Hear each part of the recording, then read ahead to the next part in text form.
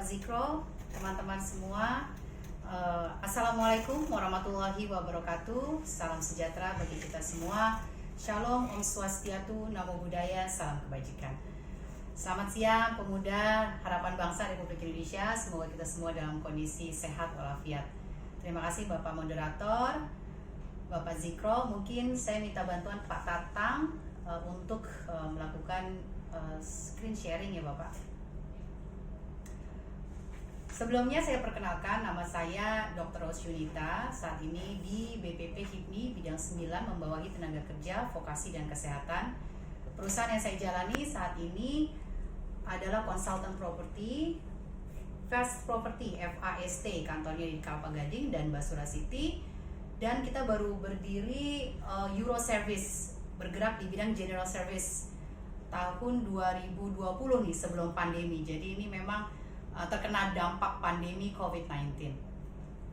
Pagi ini kita diskusi ya teman-teman. Jadi saya sebut kita diskusi, kita sharing-sharing mengenai menghadapi bisnis dalam era new normal akibat pandemi COVID-19.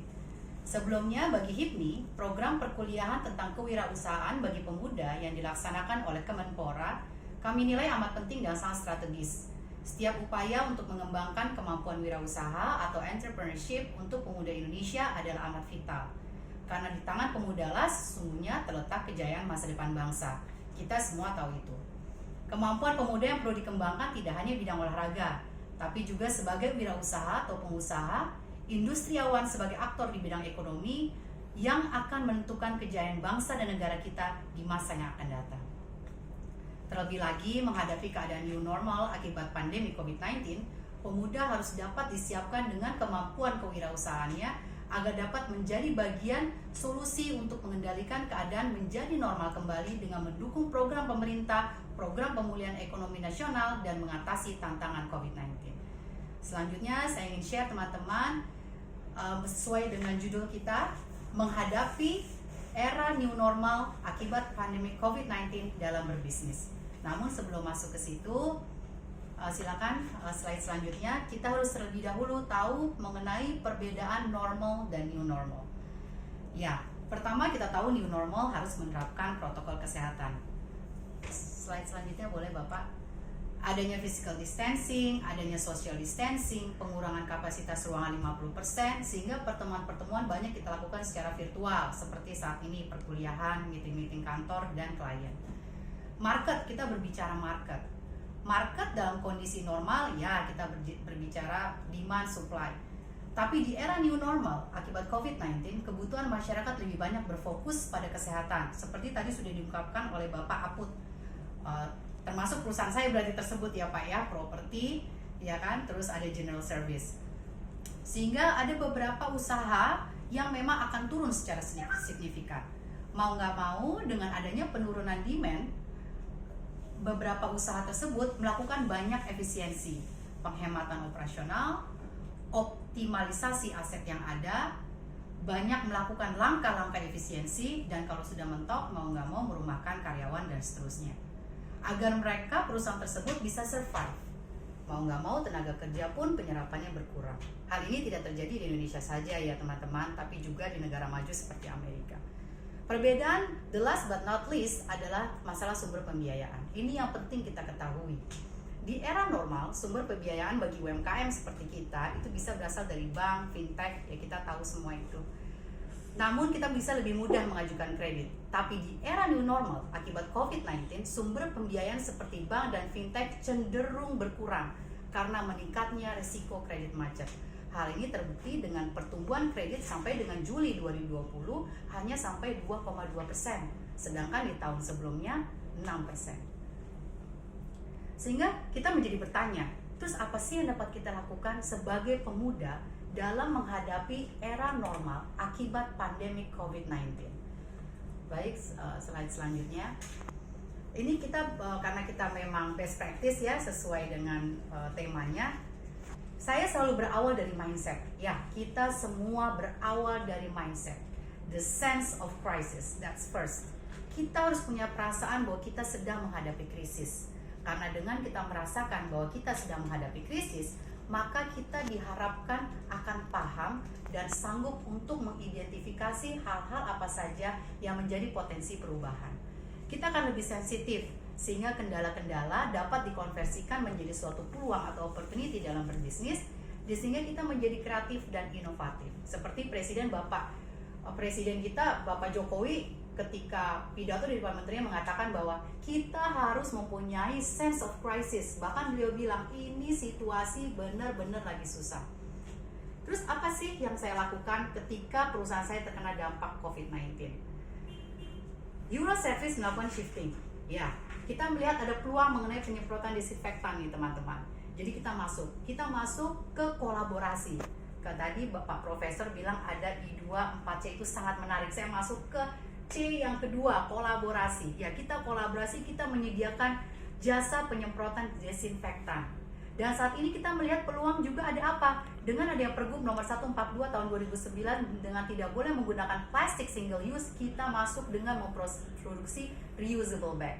Alhamdulillah, kita telah memproduksi dan laku dalam minggu pertama sampai dengan angka 500. Kita sangat bersyukur. Bahkan di dalam tas itu kita melakukan charity, sehingga kita masuk dalam socialpreneur. Yang kedua yang harus kita lakukan adalah agile. Apa sih agile itu? Gesit dan tangkas. Dengan kondisi perubahan yang sangat dinamis, kita harus bisa lebih gesit dan tangkas. Sebagai contoh, kita tahu dengan adanya COVID-19, klien-klien tentu akan takut melakukan meeting secara fisik atau melihat langsung properti yang mereka inginkan. Apa sih yang bisa kita lakukan? Jangan susah. Ada video, ada foto. Sekarang teknologi sudah canggih, aplikasi sudah banyak yang free, ada yang berbayar. Dan mau nggak mau kita menjadi belajar teknologi lebih lagi dan lebih lagi. Kita menyediakan dan memprovide video dan fasilitas video call, teman-teman. Kami melakukan transaksi lewat video call. Kita real time, kita tunjukin, Pak, real time, kita video call. Ya awal-awalnya sih malu, takut, nggak pede, nanti diketawain, ya biasa lah ya teman-teman. Tapi apa yang kita lakukan? Just do it, seperti Bapak Aput bilang, just do it, we never know what happen. Tahu ya apa yang terjadi? Respon mereka senang sekali. Wah, bagus sekali ya, saya tinggal transfer, saya tidak perlu bertemu, ya kan, tinggal melakukan transaksi dan clear. Artinya kita never give up, ya. There must be a way. Dan yang ketiga yang kita lakukan adalah network. Apa itu kalau network di saya? Network itu membangun kembali komunikasi ke seluruh teman-teman. Teman SD, teman SMP, teman SMA, teman dulu ngopi, nongkrong, kongko. Show them we are exist. Tunjukin kepada mereka we're still doing our business. Ya kan? Jadi mereka cukup tahu bahwa kita itu optimis dan positif. Ya apa yang terjadi dalam kita ya cukup kita aja yang tahu. Ya kan? Bayangkan di tim saya kita melakukan chat japri ketika tamu drop menurun karena tidak ada pertemuan fisik. Kita japri hampir puluhan ribu klien. Kita just hello, apa kabar? Bagaimana kondisi?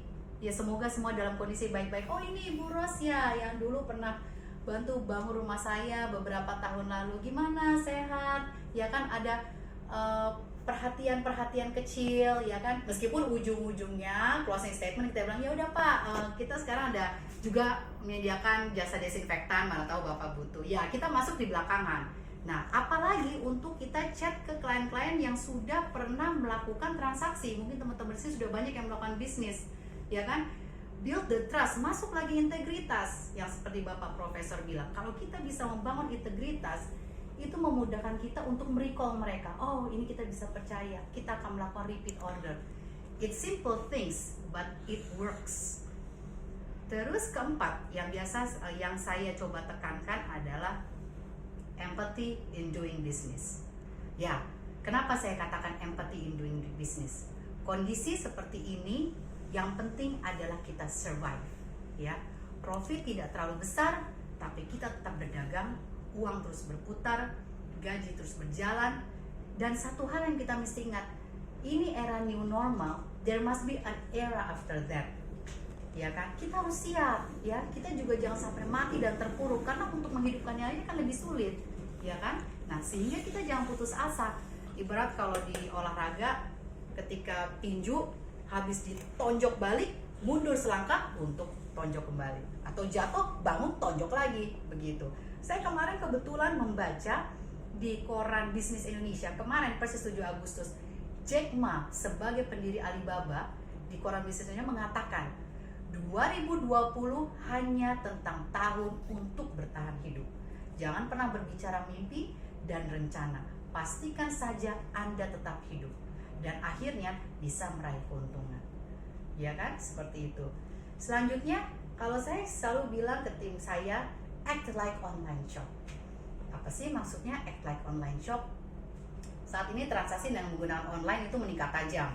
Data dari Bank Indonesia, transaksi lewat mobile banking dari 3 tahun lalu yang hanya mencapai 245 juta, tahun ini mencapai 1,2 miliar. Seperti yang kita biasa lakukan nih, bangun tidur, nggak pakai dandan, nggak pakai ganti baju, pokoknya grab the phone, klik, barangnya udah di depan. Ternyata itu mengubah behavior dari customer. Apa yang berubah? Mereka akan berpikir simple, mereka akan berpikir cepat, mereka akan berpikir tidak bertele-tele, tidak ribet, tapi yang pasti harus jelas barangnya. Tinggal klik, beli out, beres. Nah, kita jangan kalah. Ketika customer mengkontak kita, kita langsung dijapri sama mereka. Kita juga jangan bertele-tele. Kita harus tunjukkan bahwa kita to the point. Bapak perlu apa? Oke, terus Bapak begini. Negosiasi dilakukan dengan cepat. Kenapa? Karena di online shop kan juga nggak kebanyakan nego. Dia udah biasa ketemu, oke, net price bagus, masuk kantong, jebret, klik, beli, bayar, gitu. Nah, bahkan kalau kita bisa menjapri klien-klien kita, itu kita bisa membangun chemistry dan build communication dengan baik. Dan itu bahkan ada kelebihannya. Perihal sumber pembiayaan, kita tahu perbankan dan fintech juga mengerem pemberian kredit. Sumber pembiayaan saat ini adalah pemerintah.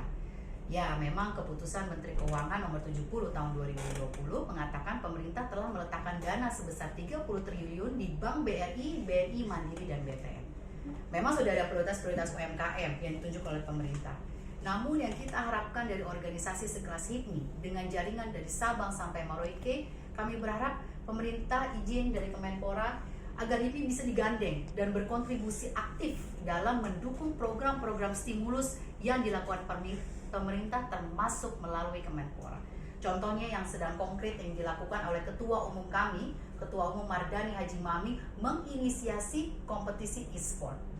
Dari satu aktivitas ini, dari sisi atletnya saja mereka terpacu untuk memperbaiki diri dan terus berlatih karena ada hadiah.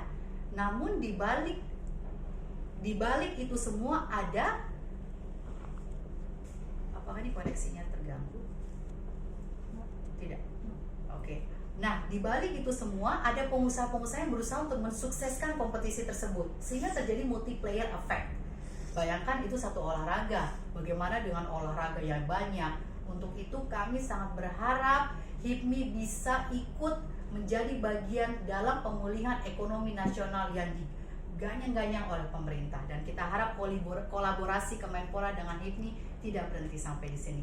Demikian dari saya, semoga bisa bermanfaat dan bisa memberikan jawaban-jawaban sedikit dari pertanyaan-pertanyaan di Q&A. Wassalamualaikum warahmatullahi wabarakatuh.